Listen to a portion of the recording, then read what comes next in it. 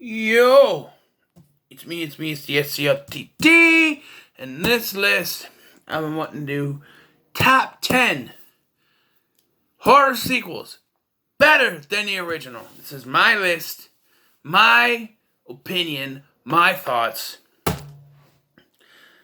Let the hate begin, shall we? Some might agree with these, some might not. I know everyone's going to have a problem with my number one pick, but it's my pick. Starting off at number 10, and number 10 is The Rage, Carrie 2. I know, Brian De Palma's Carrie is an immortal classic. It can't be touched. How dare you? As I explained in my review, that movie rubbed me the wrong way. The cinematography, how everything was just sort of just everything. That movie rubbed me the wrong way. It was too weird. Like, all the effects were too out there. It was too, like, spinning around in circles forever, getting dizzy. It was too much. Sequel, on the other hand, it's your typical 90s kind of horror film. Maybe late 90s, early 2000s, whatever. But it worked for me. I liked the characters better. I liked the plot better, and I think the climax at the high school party is better than her going mental and killing people that don't deserve it. People at the party, mostly, deserved it. People at the prom, not so much. Maybe a couple of them. I know they were all laughing at you, but come on. Number 9, which I actually have, is The Grudge 2. I know The Grudge is a great movie, and it encapsulates the franchise very well, but I've always gravitated towards this one. Like the Ju-On franchise, I should say, but I've always gravitated toward this one. I've watched this one more. When I do a marathon, I'm kind of just sitting there going like this through the first one, then we get to the second one. Boom, third one's...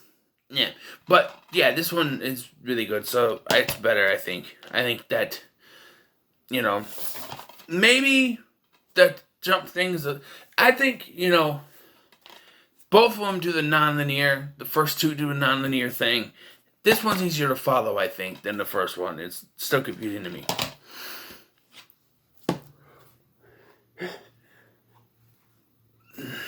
Number 8 is Boogeyman 2.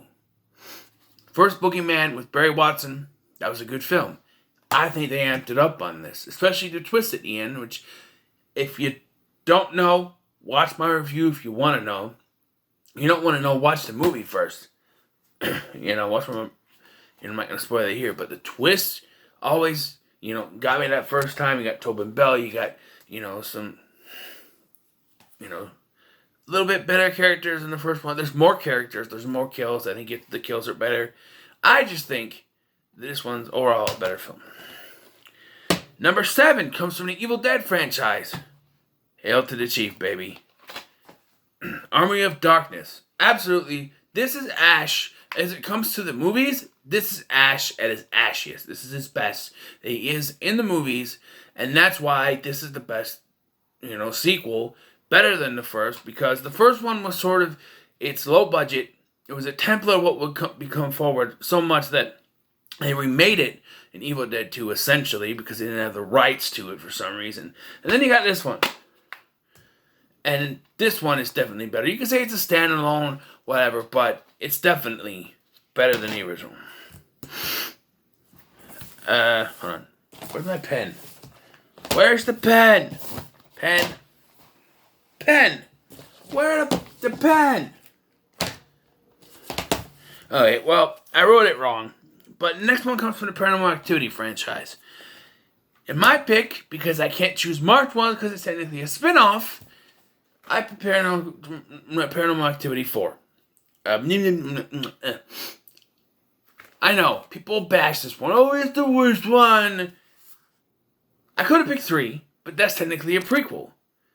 I could pick 6, but no, it's worse than this one. And I wanted to have representation from the Paranormal Activity franchise. And I think this is better than the original. The original is just a lot of Mika, and standing over the bed for hours on end on fast forward, and just a lot of nonsense. You don't really see anything. Here you see stuff. Stuff actually happens. There's a lot of stuff that happens.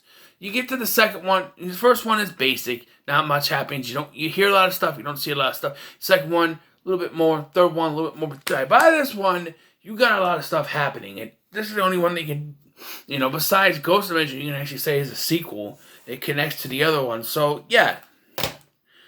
Number 5 comes from the Final Destination franchise, and that's Final Destination 2. I was hesitant with this one because I really love the first Final Destination, but I think that by just a smidge, Final Destination 2 edges out the original.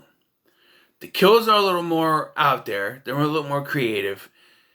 There's more characters that die, and I think maybe the characters in this one are a little more memorable than that in the first one. Except for maybe Kerr Smith and Devin Sawa, they're the only ones. And there's, I just think that it's just a little bit better. Number 4 from the Phantasm franchise, of course, is Phantasm 2. I like the first Phantasm movie, but I think, and I used to say that was the best one, but over time, like a year and a half, 2 years, Phantasm 2 has caught me as the best of the franchise. It's better than the original. I really like it. I know you have James LeGros instead of A. Michael Baldwin, but he does a good job, and I think the overall plot's a little bit better. I think you got Reggie getting into what he would eventually become. You get Double Barrel Shotgun, you get the Hemikuda. Great. Absolutely. All right, top 3 now. And these are the big hitters. Except for the first one, people are going to throw tomatoes at me, but number 1 is the ones. Okay. So, number 3, from the Friday the 13th franchise, I go back and forth with my top 2. But I've ultimately chosen Friday the 13th, the final chapter, which I go back and forth between that one and part 6, and which one I like the most. But I think Part 4, or the final chapter, is the most well done of the franchise. Part 6 is the most fun of the franchise. So if you want a good, well-made movie with a lot of fun, Part 6. But if you want a well-made movie that still has a lot of fun, but is still somewhat serious, final chapter is the way to be. It's my favorite of the franchise. Absolutely better than the original. You can say that about a few of these. Part 2, 4, 6. Maybe 7. It's fun. But, yeah. Number 2 is what most people would consider number 1. But it's number 2. From the Nightmare on Elm Street franchise. We're going to have to say it. Oh, we're the Dream Warriors. Don't want to dream no more. And maybe tonight you'll be gone. Absolutely. Number 2, Nightmare on Elm Street 3, The Dream Warriors, the best of the entire franchise, the most well-made of the franchise. Absolutely. The best. Good characters. Freddy's at his absolute best. Welcome to prime time, bitch. Absolutely. Alright. I put this number 1 to make a point.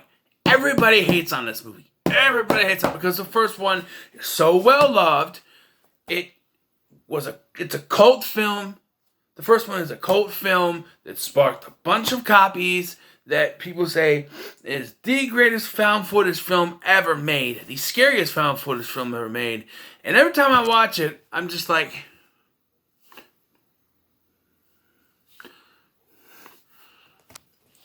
the sequel, on the other hand, keeps my attention.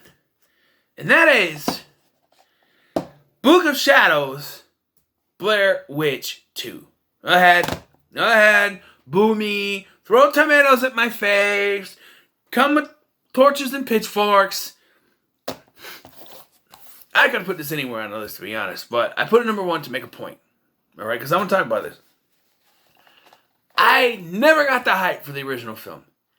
Never. I remember it was hyped as the scariest scariest film out there. When I finally got my hands on a DVD, I watched it, and I was unimpressed. To this day, it does not impress me. Do I think it's a cool idea? Yes. Scary?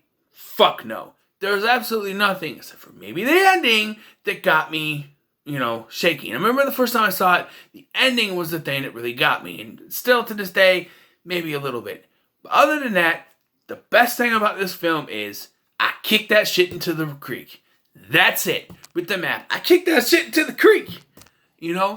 That's it. This one, you got characters that are whack. She's the witch, man. I swear to Christ, it was an accident.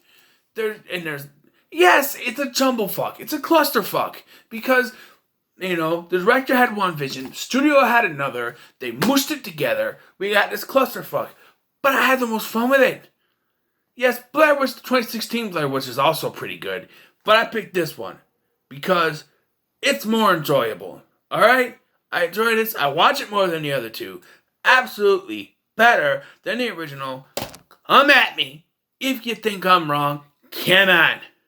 But anyway, let me know your thoughts in the count down below. Let me know your thoughts in the comments below. Make sure to like, share, and subscribe. Thanks for watching. I'm Scotty. See you in the next one.